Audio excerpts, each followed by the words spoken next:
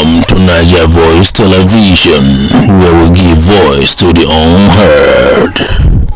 Section 41 of the Nigerian Constitution states that all Nigerians can work freely in all the old states, in all the 36 states in Nigeria. But the governor of Edo State, Governor Okpebholo, has given a threat to Peter Obi, former presidential candidate of the Labour Party, that he must not be seen in Edo State. Here are more video footage and voice analysis concerning the issue. This is Niger Voice. People, if Peter Obi, a peaceful man, a former governor, and a presidential candidate, is no longer safe to move freely in his own country, then who is? This is not just about Obi. This is about all of us. And what you are about to hear will shake you. Watch this clip closely. Then we will expose the truth the government doesn't want you to hear. The man will say no gashishi. I am sending a direct message to him. There is a new sheriff in town. He cannot come to Edo without telling me, because his security will never be guaranteed. Whatever happens to him when he's in Edo State, he will take it. I am serious about it. He came the other day and donated 15 million. Somebody will say, no, guys, she will get 15 million to donate to people. By the time he left, there was crisis. Three people died in Benin. So for that reason, tell Obi he should not come to Edo without telling me.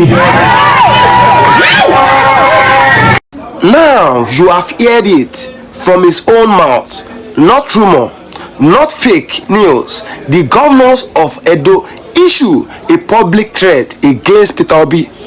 But why? And why now? In the next 10 segments, we will break it all down. Every detail, every lie, and every truth the media is hiding. Let's begin with what he actually said. Let's start from the roots, because if we don't understand the words, we may not understand the war. Governor Monday Okpebholo, the acting governor of Edo State, stood boldly in public and warned Peter Obi, the Labour Party presidential candidate, not to enter Edo again without his permission. This was not a whisper, it was loud and clear. He claimed that after Obi visited a school of nursing to donate 15 million naira, 3 people allegedly died. And because of that, he said Obi must get clearance next time before stepping into Edo State. Let's be real, when a governor talks like this, it is not just about protocol, it is about intimidation. This is a direct political threat. And if it can happen to someone like Peter Obi, who has no criminal record, who served Anambra peacefully, then it can happen to anybody. But what does the law say about this kind of behavior? Can a governor ban in Nigeria from a state? Let's check the constitution. Is this even legal? When a governor begins to speak like a king, the constitution becomes the sword that cuts through the lies. Section 41 of the 1999 Constitution of Nigeria is very clear. Every citizen of Nigeria is entitled to move freely throughout Nigeria. That means nobody, no governor, no commissioner, not even the president can stop you from entering any part of Nigeria. The only exception is a court order or a state of emergency. None of those exist in Edo.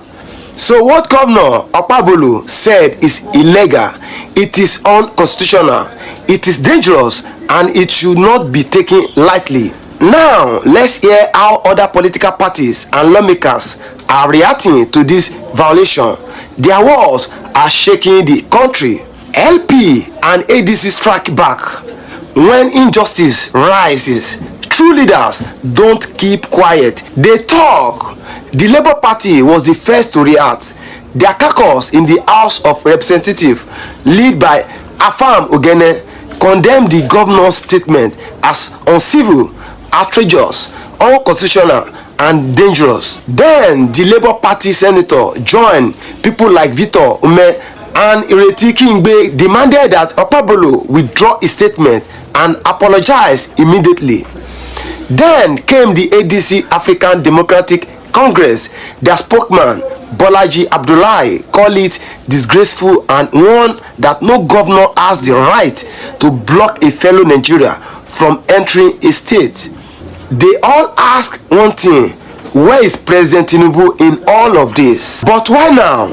Why is Peter Obi being targeted just day after his peaceful visit to a school? Let's expose the secret behind the timing. Why now? Timing in politics is never a mistake. It is often a coded message. Peter Obi went to Edo not to campaign, not to insult anyone, but to donate 15 million naira to a school of nursing. That was his mission. After he left, the governor claimed that 3 people died and somehow blamed it on Peter Obi's visit. Where is the evidence? No official reports, no police investigation, no names, nothing. So why blame Obi? Because Edo is eating up politically. Elections are coming and the Labour Party is gaining ground. The people are tired, they want change, and Peter Obi represents that change. But what is the real fear behind this statement? Why would a governor speak this way against Obi? The answer is in the next segment. The real political fear: when the truth becomes popular, the powerful get afraid. Peter Obi is not just a politician, he has become a movement across the southeast and even parts of the north. His message of accountability and justice is shaking the foundation of old politics. In Edo State, the Labour Party is growing stronger, and anytime Obi visits, the people come out in large numbers without being paid. That is what the APC fears. They fear Obi's quiet power, his clean record, his connection to the youth, and they know if he keeps visiting states like Edo, more people will wake up and the old order will collapse. So what do? Try to stop him, try to scare him, but will it work? Let's look at the biggest danger. What if other governors start doing the same? Are governors now acting like kings? This is no longer about one man. It is about the future of Nigeria democracy. If a governor can tell Peter Obi not to enter Edo, what stop another governor from banning Tinubu from Anambra, or Atiku from Rivers, or banning ordinary Nigerians? If we accept this kind of behavior, we are no longer living in a democracy. We are living in a system of mini dictatorships. Every state become a kingdom. Every governor become a king. And guess what? The people lose. The constitution dies. The country collapses.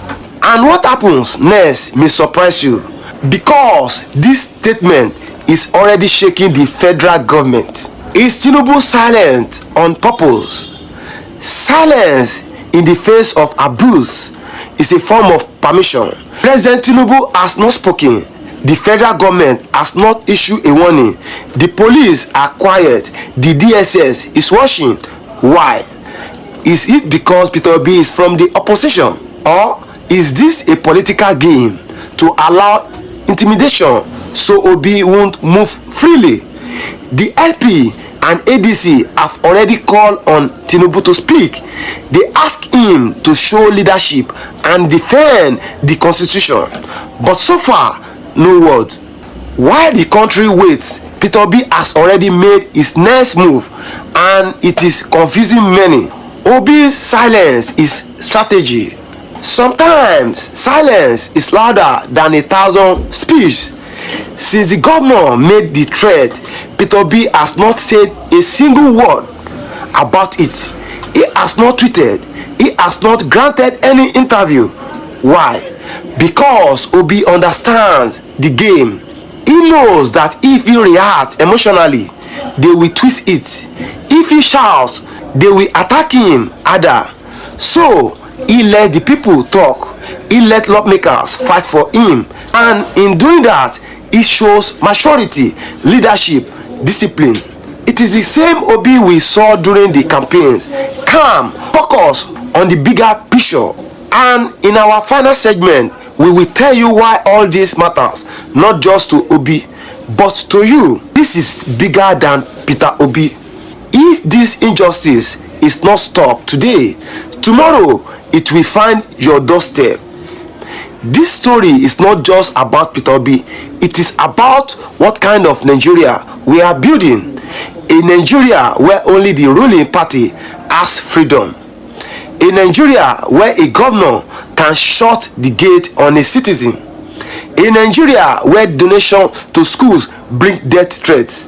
We must say no. Peter Obi is one of the few politicians who still walk freely without cover, who speaks without insult, who donates without noise. If such a man can be threatened, what about the rest of us? So, what should we do now?